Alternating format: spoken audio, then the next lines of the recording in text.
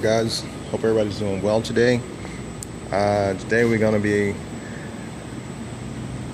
replacing the weather stripping on the car. Remember, this thing is almost 30 years old, so you can guess how this is starting to fall apart on me. And I'm not crying about it, but I'm trying to piece this thing back together so I can get it painted pretty soon. Because as you can tell, I think it needs a paint job real soon, or pretty soon. Clear coats start chipping off. I have new quarter windows. I've already done the run channel molding. This was a little bit tricky because that rubber was so hard till I had to remove this aluminum piece, which was pretty easy to come off. So I had to pop it off to actually get the rubber out, because just like I said, it was pretty cooked and weather beaten, and it didn't want to come out. So I was able to get it out. Once I popped this piece off, I was able to get it out. So also I have the trunk weather stripping, which looks like it's going to be pretty easy to do. This is it. So it looks like you just pull this off and of course pull it around and then stick the new piece on. Now the door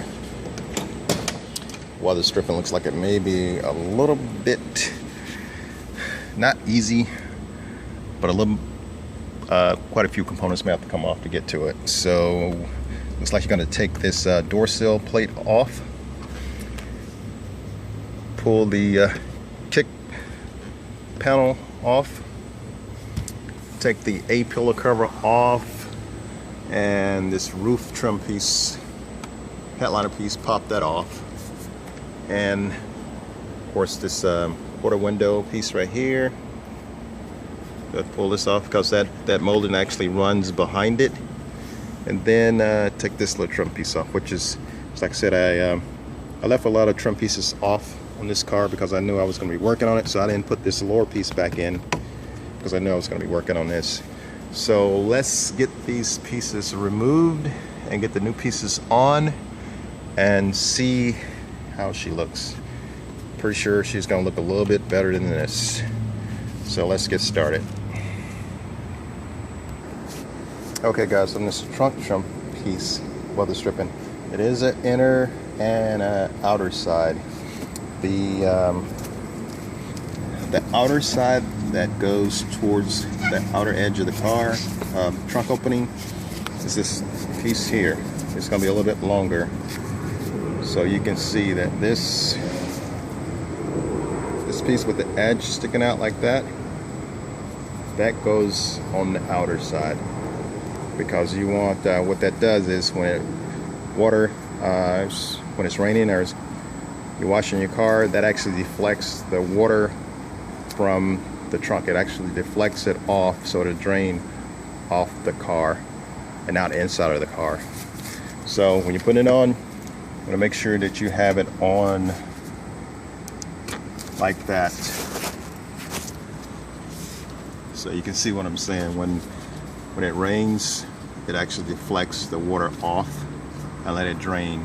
Another thing, when you join the two pieces on this thing, you want to make sure that you have where the split is, where the cut is on this molding. You want to center this. So I'm going to use this screw right here as a centering reference. So when I put it on, I want to make sure that where I join the two pieces together, that that's going to be my center focal point. So let's get that done and then we'll see how she's going to turn out. Okay guys, to get that molding underneath the trunk, you just want to drape it. You just want to drape it over the trunk and then pull it underneath like that. Then you want to start, just like I said, just center where you mark the center at and work your way around it. And then hopefully it's the right length. If we put it on the car, we go all around, put it on the car, and it's a little bit long, then we can always trim it. So let's get it on and see that we need to trim it off, or it's gonna be the perfect length. Let's get that done and be right back. Okay guys, just like I sort of thought it was gonna turn out, this is a little bit longer than what we need. So no big deal.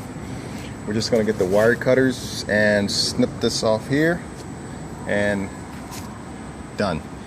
Actually, it would have been better if I just thought about it. You know, you always think about things after you do them, especially myself. So I guess it would have been better just to take the old piece off and then lay the new piece alongside it and just measure it out like that, and then cut your new piece the same length as the old piece. That is, if this piece fitted on good and butted together like it should, then you should have been okay to just use that as a measurement. But since I didn't do that, I'm not going to pull it back off. I'm just going to cut it with some wire cutters and be done. Okay guys, it didn't turn out too shabby. This was a little bit challenging, trying to get that piece cut sort of straight. First time I did it with the wire cutters, I got this metal piece down here where it has a metal insert. That piece came out pretty good, but the rubber piece, the rubber wasn't straight, so jagged. So I would say use a razor to cut this piece straight, and then use your wire cutters on this piece here. But overall, it came out pretty good. So let's see how she closes. And of course, with that new seal on there, it don't want to close just right. So let's give it a good slam here. There you go. Perfect. Let's see if she opens up pretty good. Oh yeah. Just like new, baby. Just like new. All right, let's move on to the door weather strippings. I think that's going to be a little bit more challenging. So let's go ahead and take care of that.